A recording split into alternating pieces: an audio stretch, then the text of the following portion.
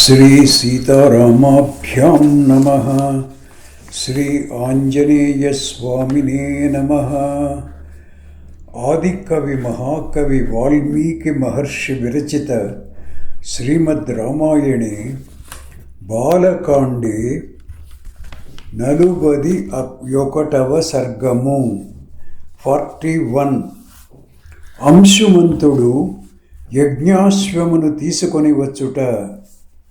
ఓ రఘురామ, సగర మహారాజు తన పుత్రులు ఎంత కాలమునకును మరలి రాకుండుటచే దిగులు పడి తేజస్వి అయి వెలుగొందుచున్న పౌత్రుడగు అంశుమంతునితో ఇట్లు నుడివెను.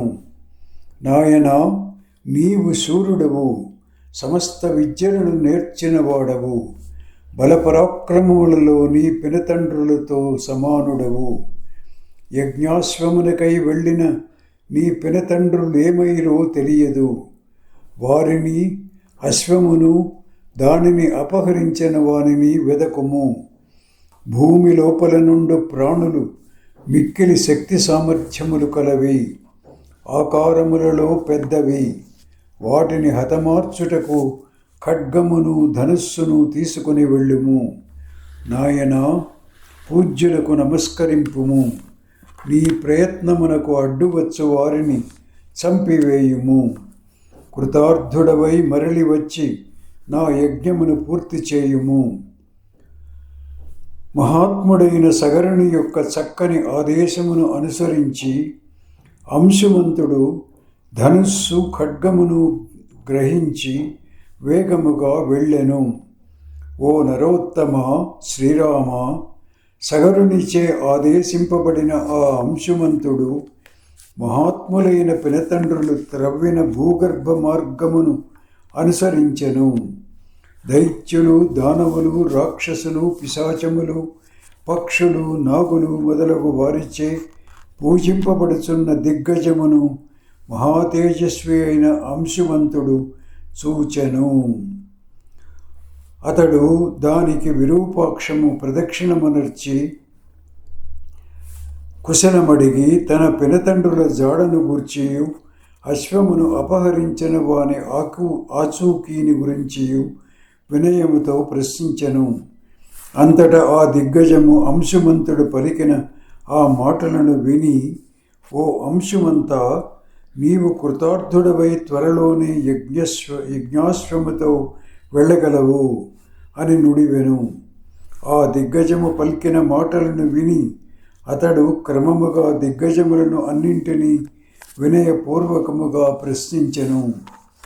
దేశకాలములకు అనుగుణముగా భాషించు తీరును, ఎదుటివారి అభిప్రాయమును గుర్తించు ప్రతిభయు కల ఆ దిగ్గజములు అన్నియును అతనిని గౌరవించి, నీవు యజ్ఞాశ్వముతో త్వరలోనే మీ తాతగారి కడకు చేరగలవు అని నుడివెను.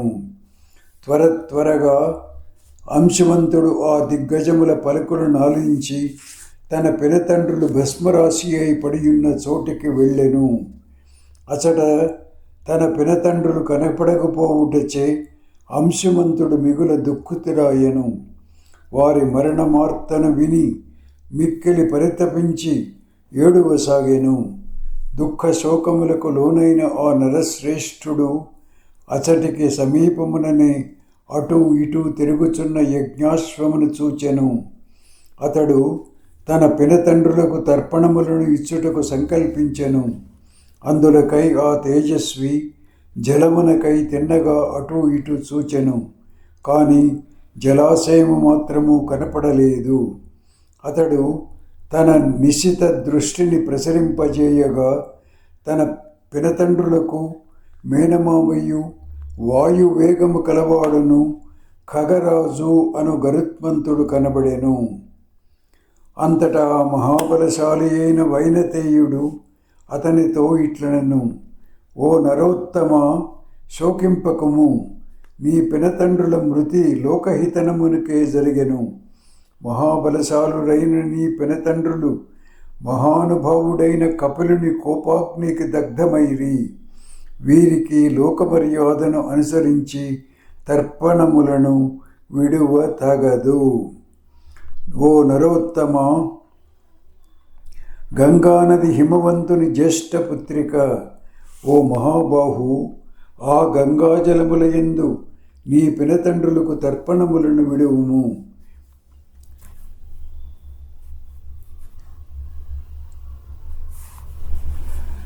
భస్మరాశిగా మారిన నీ పినతండ్రులను లోక పావని అయిన గంగ పవిత్రులను కావించును.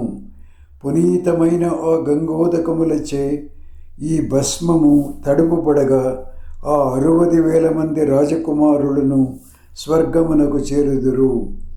వీరుడవైన ఓ మహానుభావ నరోత్తమ, ఆ అశ్వమును తీసుకొని పొమ్ము. మీ తాతగారి యజ్ఞమును పూర్తి చేయుము.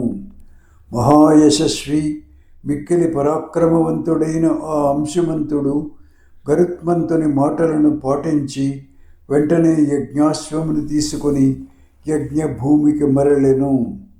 ఓ రఘునందన, అతడు యజ్ఞదీక్షలోనున్న సగర మహారాజు కడకేగి వైనతేయుని మాటలను యథాతథముగా తెలిపెను. సగర మహారాజు అంశుమంతుడు తెలిపిన భయంకరమైన పుత్ర మరణ వార్తను విని దుఃఖించెను.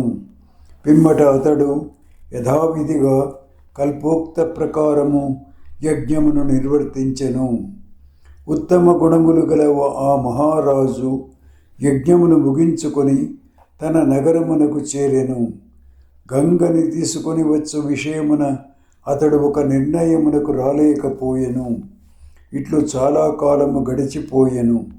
ఎట్టి నిర్ణయమును చేయకుండగానే సగర మహారాజు 30,000 సంవత్సరములు రాజ్యమును పాలించి దివంగతుడాయెను.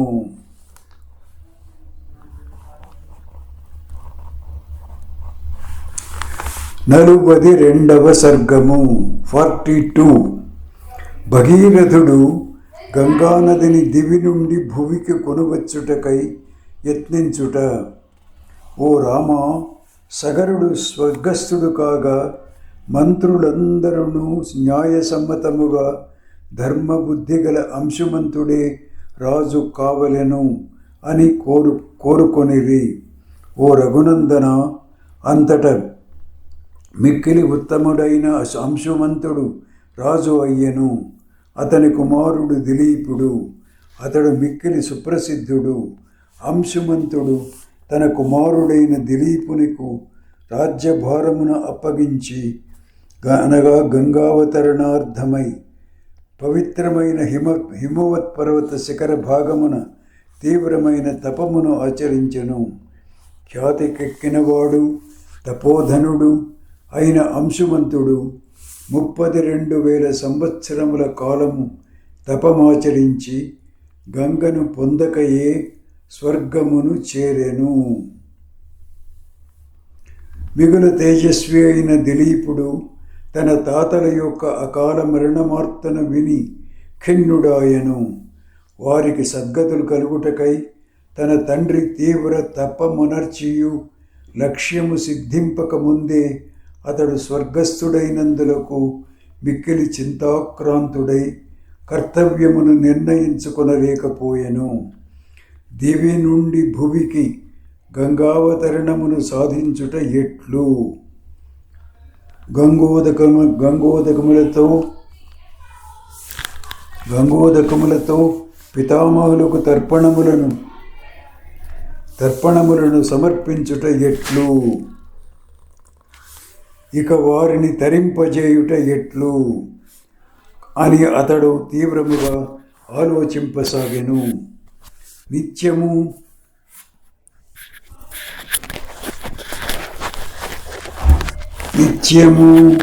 ధర్మ కార్యనిరతుడై సుప్రసిద్ధుడైన దిలీపుడు తాతలను తరింపజేయు ఆలోచనలలోనే మునిగియుండెను.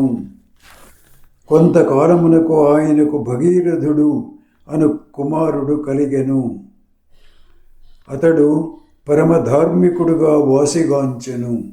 మిక్కిలి బలపరాక్రమ సంపన్నుడైన దిలీప మహారాజు పెక్కు యజ్ఞములను చేసెను. అతడు 30,000 సంవత్సరములు రాజ్య పరిపాలన చేసెను. ఓ రామా, అతడు తన 60,000 మంది ముత్తాతలను ఉద్ధరించుటకు తగు నిర్ణయమును తీసుకొనలేకపోయెను. ఆ నరేంద్రుడు తన కుమారుడైన భగీరథునకు రాజ్య భారమును అప్పగించి మనోవ్యాధితో కాలధర్మమునందెను. అతడు తన పుణ్యఫలముచే స్వర్గమునకు చేరెను. ఓ రఘురామ, ధార్మికుడును రాజర్షియు మిక్కిలి పరాక్రమశాలియు అయిన భగీరథునకు సంతానము లేకుండెను. అతడు పుత్రుల కొరకై తహతహపడుచుండెను. కానీ అతని కోరిక నెరవేరలేదు. ఓ రఘునందన, అంతట భగీరథుడు గంగని దివి నుండి భువికి అవతరింపజేయు సంకల్పముతో తన రాజ్యభారమును మంత్రులకు అప్పగించి తపమునర్చుటకై హిమవత్ పర్వత ప్రాంతమున గల గోకర్ణ క్షేత్రమునకు వెళ్ళెను. అతడు ఆ క్షేత్రమున మాసమునకు ఒక్కసారి మాత్రమే ఆహారమును తీసుకొనుచు జితేంద్రియుడై ఊర్ధ్వబాహువై పంచాగ్నుల మధ్య దీర్ఘకాలము తపోనిమగ్నుడాయను. మహాబాహువైన ఓ రామ, మహాత్ముడైన ఆ భగీరథ మహారాజు అట్లు తన తీవ్రమైన తపస్సును కొనసాగించుచుండగా 1000 కొలది సంవత్సరములు గడిచిపోయెను. సృష్టికర్త అయిన బ్రహ్మదేవుడు ఆయన తపస్సునకు మిక్కిలి సంప్రీతుడాయను. పిమ్మట ఆ పితామహుడు దేవతలతో కూడి తపస్వియు మహాత్ముడును అయిన భగీరథుని ఎదుట నిలిచి ఇట్లు నుడివెను. మహానుభావ, ఓ భగీరథ మహారాజా, తీవ్రమైన నీ తపస్సునకు మెచ్చి తిని ఓ సువ్రత, వరమును కోరుకునము. మహాభావుడును మహాతేజస్వియు అయిన భగీరథుడు అంజలి ఘటించి ఆ బ్రహ్మదేవుని సమీపమున నిలిచి ఆయనతో ఇట్లనెను. ఓ బ్రహ్మదేవా, నా తపస్సు నీకు తృప్తిని గూర్చినచో ఆ తపఫలముగా సగరపుత్రులందరికీ నా జలాంజలులు చేరినట్లు అనుగ్రహింపుడు. ఈ మహాత్ముల యొక్క భస్మరాశి గంగాజలములతో తడిపిన పిమ్మట మా ముత్తాతలందరూ శాశ్వతముగా స్వర్గ నివాసులగుదురు కాక. ఓ దేవా, మా ఇక్ష్వాకు వంశమునకు సంతానమును ప్రసాదింపుము. మా వంశము ఇంతటితో ఆగిపోరాదు. ఇదియే నేను కోరుకును 2వ వరము.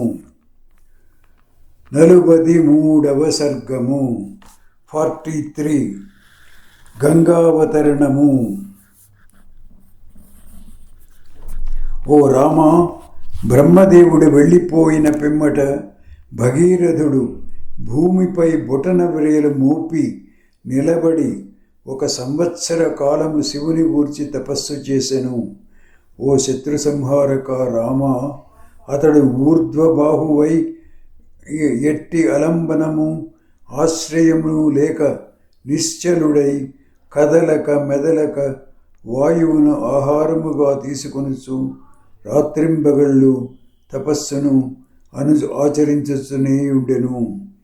ఇట్లు 1 సంవత్సరము గడిచిన పిమ్మట సర్వలోక పూజ్యుడైన శంకరుడు ఉమతో కూడి ప్రత్యక్షమై ఆ భగీరథునితో ఇట్లు పడి నుడివెను. ఓ నరేంద్ర, నీ తపస్సునకు మెచ్చి తిని నీ కోరికను నెరవేర్తును. గంగను నా శిరస్సును ధరించెదను. పిమ్మట హిమవంతుని పెద్ద కూతురు సర్వలోకములకును పూజ్యురాలు అయిన గంగానది మహారూపముతో దుస్సహమైన వేగముతో ఆకాశము నుండి పవిత్రమైన శివుని శిరస్సుపై పడెను. ఏ మాత్రము ధరింపశక్యము గాని ఆ గంగాదేవి నా ప్రవాహముతో శంకరుని కూడా గైకొని పాతాళమునకు చేరేదను అని అనుకొనెను. శంకర భగవానుడు గంగాదేవి నది యొక్క గర్వమును గమనించెను. పిమ్మట ఆ ముక్కంటి ఆమె గర్వమును అణిచివేయుటకు సంకల్పించెను. ఓ రామా, హిమవత్ పర్వతముతో సమానమైనదియు జటామండలమనడి గుహలతో ఉప్పుచున్నదియు అగు ఆ శివుని యొక్క పవిత్రమైన శిరస్సున ఆ పుణ్యనది పడెను. ఆ గంగ ఎంతగా ప్రయత్నించినను భూమిని చేరుటకు అశక్తురాలయ్యను. శివుని జటాజూటములలో చిక్కుకొని ఆమె అందుండి బయటికి రాలేకపోయెను. అంతటా గంగానది పెక్కు సంవత్సరముల పాటు శివుని జడలయందే తిరుగాడుచుండెను. అప్పుడు భగీరథుడు గంగ ఉనికిని కనుగొనలేక మరల పరమశివుని గూర్చి తపమాచరింపసాగెను. ఓ రఘునందన, శంకరుడు ఆ భగీరథుని తపస్సునకు మెచ్చి గంగను హిమవత్ పర్వతమునందలి బ్రహ్మ నిర్మితమైన బిందు సరోవరమునందు విడిచెను. అట్లు విడవబడిన ఆ గంగా ప్రవాహము 7 పాయలుగా ఏర్పడెను. పవిత్ర జలములు గల హ్లాదిని, పావని, నళిని అను 3 గంగలు తూర్పు దిశగా ప్రవహించెను. సుచక్షువు, శ్వేత, సింధువు అను 3 మహానదులను అనగా 3 గంగలను మంగళప్రదములైన జలములతో పశ్చిమ దిశగా ప్రవహించినవి. ఆ గంగా ప్రవాహములలో 7వది భగీరథ మహారాజును అనుసరించెను. రాజర్షి అయిన భగీరథుడు ఒక దివ్య రథముపై ముందు ప్రయాణించుచుండగా మహావేగము గల గంగ అతని వెంట ప్రవహించుచుండెను. ఆ గంగాజలములు ఆకాశము నుండి శంకరుని శిరస్సును అచట నుండి భూమిని చేరినప్పుడు మహాధ్వనులతో మిక్కిలి వేగముగా ప్రవహించెను. గంగా ప్రవాహమున సాగి వచ్చిన మత్స్యములతోడను, తాబేళ్లతోడను, మొసళ్లతోడను, ఇతర జలజంతువులతోడను భూమి మిక్కిలి శోభిల్లెను. అట్లు దివి నుండి భువికి చేరిన గంగను దేవతలు, ఋషులు, గంధర్వులు, సిద్ధులు మొదలగు వారు కనుల పండువుగా కాంచిరి. నగరముల వలె విపులముగానున్న విమానముల నుండి, గుర్రములపై నుండి, భద్రగజములపై నుండి ఆ దేవతలు మొదలగు వారు ఆకాశమున నిలిచి సంభ్రమాశ్చర్యములతో గంగను తిలకించిరి. భూలోకమునందు అత్యద్భుతమైన సర్వోత్తమమైన గంగావతరణ దృశ్యమును చూడగోరిన వారై ప్రముఖ దేవతలు అచటికి చేరిరి. మేఘములు తొలగిన గగనము అచటికి వచ్చి చేరుచున్న దేవతాగణముల ఆభరణ శోభలతో దేదీప్యమానమై ప్రకాశించుచు 100 కొలది సూర్యుల కాంతులతో సదృశమై విరాజిల్లుచుండెను. అటు ఇటు సంచరించుచున్న మొసళ్లతోడను, సర్పములతోడను, మీనములతోడను వ్యాప్తమైన ఆకాశము విద్యుత్ కాంతుల వలె మిరుమిట్లు కొలుపుచుండెను. పెక్కు రీతుల చెమ్మబడుచున్న తెల్లని నీటి నురుగులతో వెలసల్లుచున్న గగనము హంసల గుంపులతోడను, శరత్కాల మేఘములతోడను వ్యాప్తమైనట్లుండెను. ఆ గంగావాహిని కొన్ని ప్రదేశములయందు అతివేగముగను, కొన్ని తావులయందు వంకరగను, మరికొన్ని చోట్ల విశాలముగను, వేరొకచో పల్లములకు దూకుచును, మరి ఒకచో త్రుళ్ళిపడుచును, వేరొకచో ప్రశాంత గంభీరముగను సాగిపోవచుండెను. గాలి తాకిడికి తరంగములు మాటి మాటికి ఎగిరిపడుచు నీటితో నీరు కొట్టుకొనుచు నేలపై పడుచుండెను. శంకరుని శిరస్సు నుండి జాలువారి భూమిపై దూకుచున్న నీరు మురికి తొలగి నిర్మలముగా ప్రకాశించుచుండెను.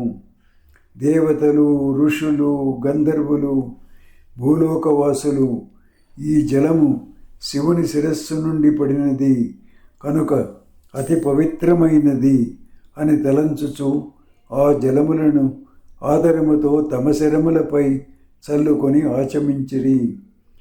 శాపోపహతులై దివి నుండి భువికి చేరిన వారు కూడా ఈ గంగలో మునిగి పాపరహితులు అయిరి.